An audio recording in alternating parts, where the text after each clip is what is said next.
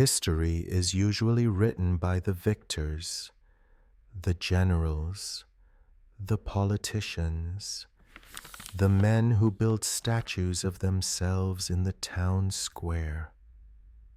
But the truth, the real, uncomfortable truth of how this country was built, that isn't found in the statues.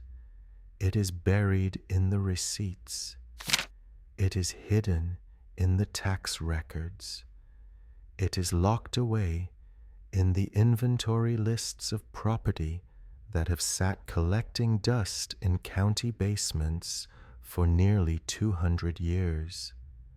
If you look at the ledgers of 1856 Virginia, at first glance, they look boring. They look like the bookkeeping of a mundane life. You see the price of tobacco. You see the depreciation of farm tools. You see the cost of a new wagon wheel or the repair of a fence. It is bureaucratic. It is cold. It is mathematical. But then, if you let your eyes drift just a few inches down the page, the list changes. The items being counted are no longer tools. They are no longer livestock. They are people.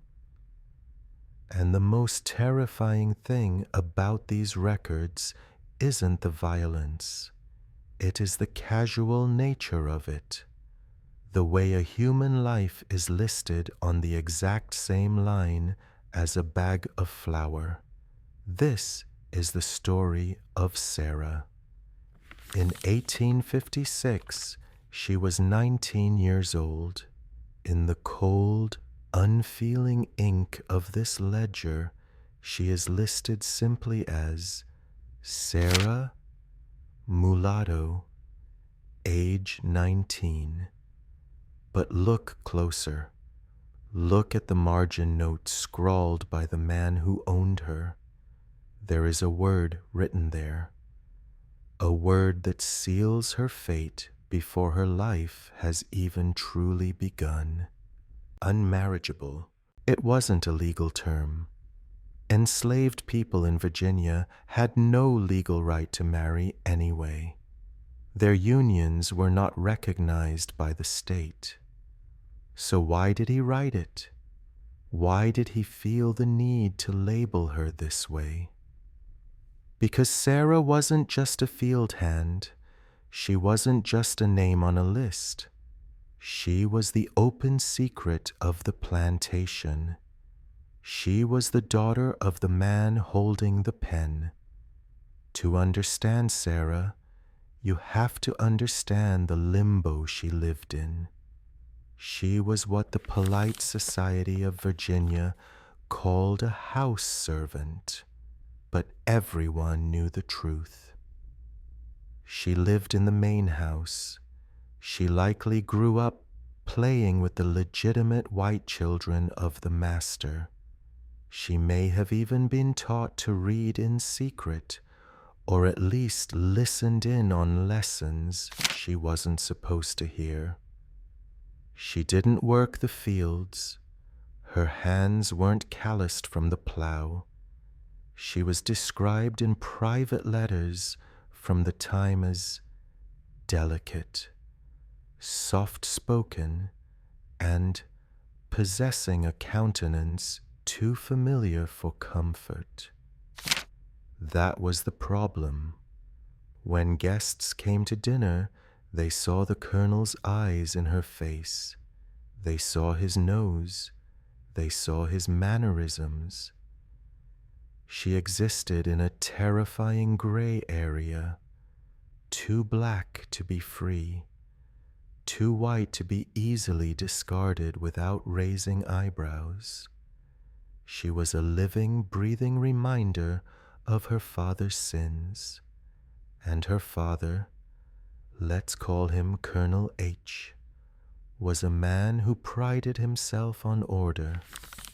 He was a vestryman in his church, a pillar of the community, a man who spoke loudly about honor and duty.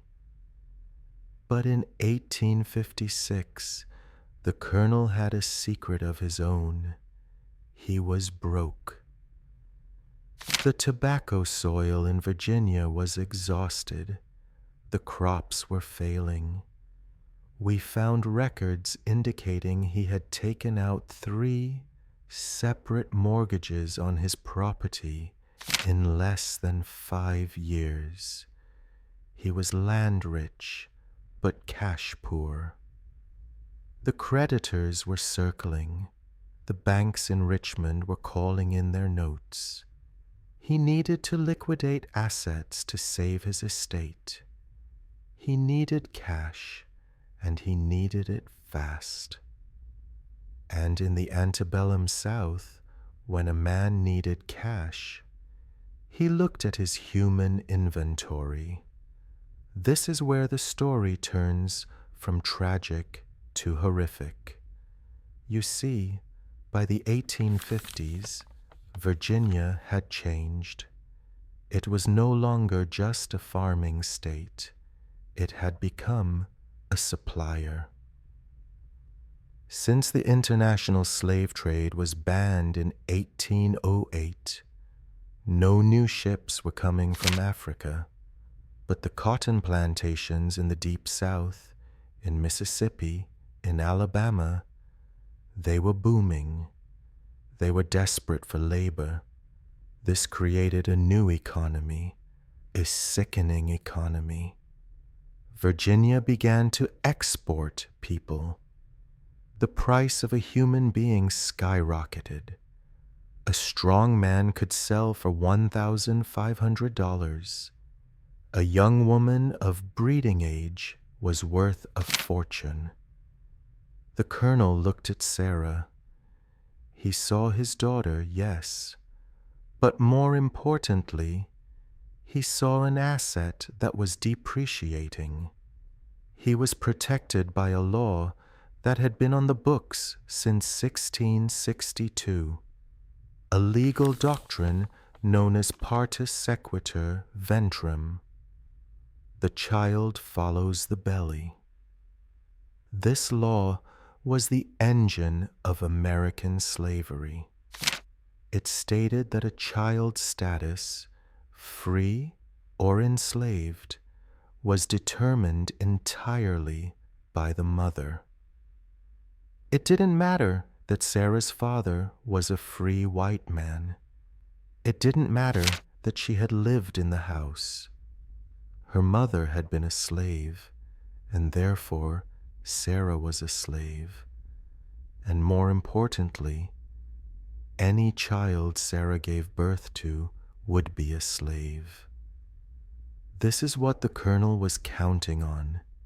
He didn't see grandchildren. He saw future capital. He saw compound interest. But there was a snag in his plan. Sarah was 19, and she had no children. She had no husband. Because of her status in the house, her unmarriageable nature, she had been kept away from the men in. The Colonel did the math. Sarah, as she was, had limited value to him. She couldn't work the fields. She was too delicate. She wasn't producing children to increase his workforce. She was a luxury item he could no longer afford. So, he made a business decision, a decision that stripped away any pretense of fatherhood or humanity. If he couldn't sell her without revealing his shame, he would use her to breed better workers. He turned the page of the ledger. He looked past Sarah's name. He scanned the list of his field hands, men who spent their days breaking their backs in the sun, men who had been kept entirely separate from the delicate girl in the big house. His finger stopped on a name, a man known for his size, a man known for his strength, Isaac. The colonel closed the book. The decision was made. He wouldn't wait for nature. He wouldn't wait for love. He would force a transaction. And Sarah, she had no idea that her life was about to end and a nightmare was about to begin. The decision wasn't made in a moment of rage. That would be easier to stomach.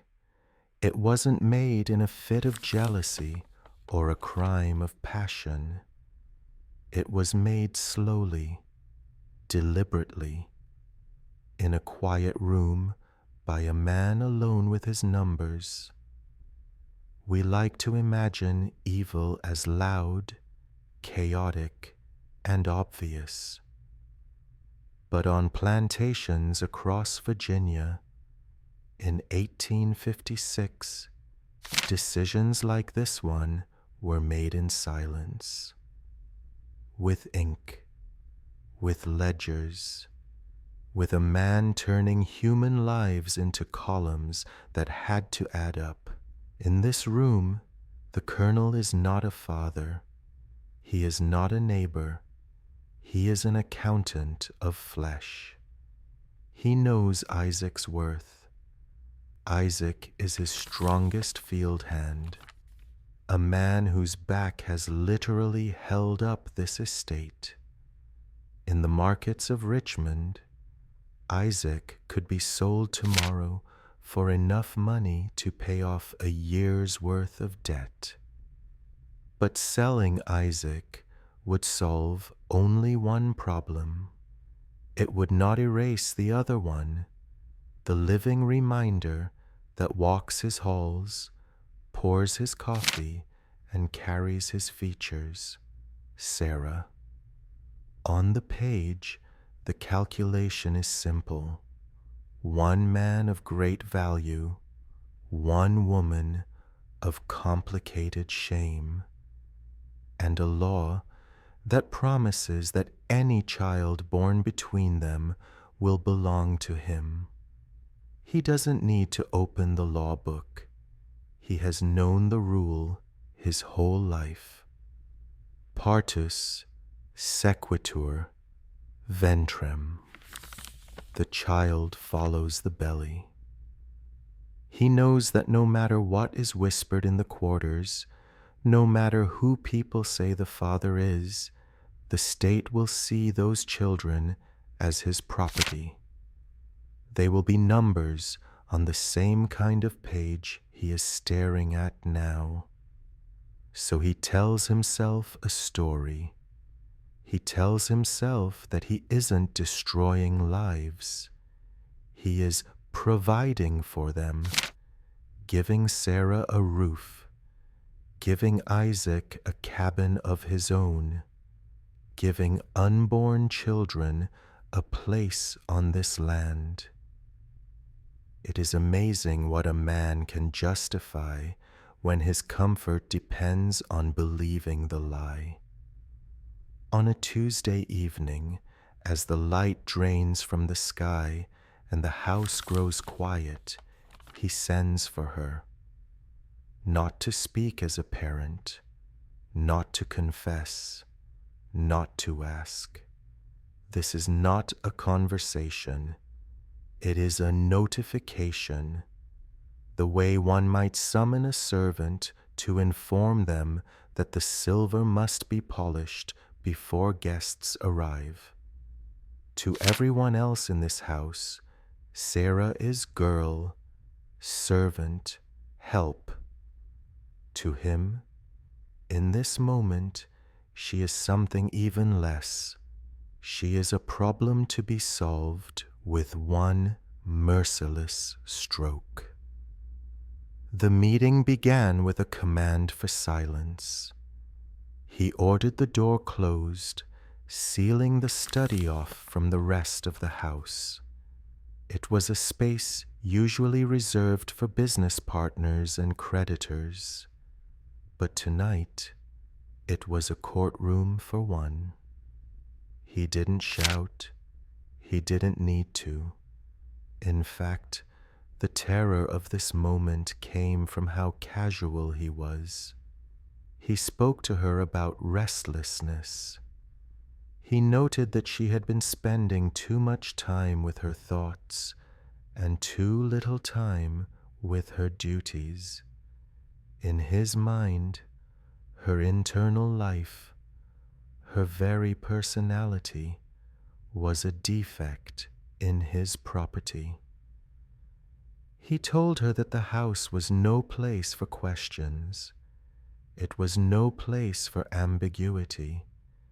He was a man who needed clear lines, and Sarah was a blurred line. She was a living, breathing complication that walked his halls and poured his coffee. And so, with a tap of his finger on the ledger, he delivered the verdict. He had arranged for her to be moved, not next week, not tomorrow, tonight. You have to understand the specific cruelty of his language. He couldn't bring himself to say the word daughter. He couldn't acknowledge the blood tie that everyone in the county knew existed. Instead, he spoke of quarters. He told her she would be moved to the edge of the property near the south field. A cabin had been prepared. Her belongings were already being packed by other servants. When she dared to ask if she had displeased him, if this was a punishment for some forgotten mistake, he simply shook his head. To him, this wasn't punishment. It was maintenance. It was about order. It was about appearances. He spoke as if he were simply moving a piece of furniture that no longer matched the drapes. He was rearranging his assets to protect his social standing, completely indifferent to the fact that the asset trembling before him was his own child. And then came the final instruction, the twist that turned eviction into something far darker. He finally looked at her. He mentioned a name she knew only from a distance, Isaac, the strongest man in the quarters, a field hand whose life was measured in pounds of tobacco and acres of plowed earth. The colonel didn't suggest a marriage. He didn't ask for her consent. He simply stated a fact. You will share his cabin. That is settled. He told her she was no longer a girl, but a woman. And in his world, a woman who could not be a wife in white society had only one other purpose. She had to be useful. The implication hung in the air, heavy and suffocating. Sarah knew what useful meant. Isaac knew what it meant. Every enslaved woman on the plantation knew what it meant. It meant that since she couldn't marry for status, she would be mated for profit. Her womb was being reassigned to the ledger. There is a distance on a plantation that cannot be measured in yards or miles. On a map, the slave quarters might sit only a few hundred feet from the main house, but in reality, they are different planets. That night, Sarah crossed that divide for the first time. She walked away from the only life she had ever known, the relative safety of the house, the illusions of gentility, the proximity to power. Behind her, The windows of the big house glowed with warm, inviting light. A world that had just engaged in a cold, calculated transaction to discard her. Ahead of her lay the cabins, huddled in the dark, cramped spaces where entire families slept on dirt floors. This was the engine room of the system. This was where the mask of Southern chivalry fell away. She walked into the darkness alone, carrying everything she owned in a small bundle, moving toward a stranger she had been ordered to know. She was leaving behind the lie of being a daughter and walking into the brutal truth of being property. When she reached the cabin, she didn't knock. Slaves were not afforded the privacy of knocking. Doors in the quarters were barriers against the weather, not against intrusion. She stepped inside, and the air changed instantly. It smelled of wood smoke, damp earth, and dried corn. It was the smell of survival. Isaac was waiting. He knew she was coming. The overseer had already told him. "You're getting a woman tonight," he'd said with a grin. Colonel's orders. For Isaac, this wasn't a gift. It was a burden. He knew who Sarah was. He knew whose blood ran in her veins. And he knew that by stepping into his cabin, she brought the eyes of the big house with her. They stood there, two strangers trapped in a room no bigger than a rug, forced into intimacy by a man who was currently sitting down to dinner a quarter-mile away. Historians often struggle to describe these moments. How do you document a marriage that isn't a marriage? How do you record a rape that is sanctioned by the state? Because that is the brutal reality of what was happening. The colonel hadn't just moved Sarah. He had assigned her body to a task. But Isaac was not the monster the colonel might have imagined. He was a man who had seen his own family sold away years prior. He understood the game. He didn't touch her. He pointed to the pallet in the corner, a pile of straw covered with a rough blanket. He took his own blanket and moved to the other side of the hearth, lying down on the bare earth. It was a small act of rebellion. The colonel could force them into the room, but he couldn't force them to touch. Not tonight. But silence is a fragile defense against a system designed to extract profit. The colonel didn't move Sarah for companionship. He moved her for increase. In the antebellum South, after the importation of slaves was banned, the womb of the enslaved woman became the capital engine of the plantation. Men discussed breeding women with the same casual calculation they used for livestock. Sarah lay in the dark, staring at the rough logs of the ceiling, listening to the breathing of a man she didn't know. She knew the clock was ticking. If she didn't produce a child, she would be sold. If she did produce a child, that child would be sold. She was trapped in a biological prison. Her body was no longer her own. It was a factory floor owned by her father. And Isaac knew that if he didn't play his part, if he didn't settle her as ordered, he could be on a wagon to the sugar fields of Louisiana by the end of the month. Morning comes early in the quarters. Before the sun is even up, the horn blows. The day belongs to the field. When Sarah woke, Isaac was already gone. He had left a small piece of cornbread on a stool near her head, a silent offering, an acknowledgement of their shared cage. She stepped out into the gray light. For 19 years, she had woken up to polished floors and the smell of coffee. Today, she woke up to mud and the smell of fear.